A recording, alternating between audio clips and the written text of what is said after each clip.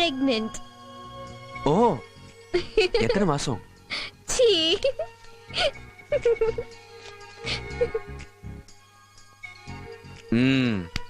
பாத்தியா, குழந்தை என்ன மாதிரி இருக்கு. ஆனா உன்ன மாதிரி ரவுடி இல்ல. போச்சுடா. இது என்ன, இன்னொரு குழந்தை உன்ன மாதிரியே இருக்கு. ஆமா, நான் தானே அம்மா. இப்ப தெரியுதா இது யாருன்னு?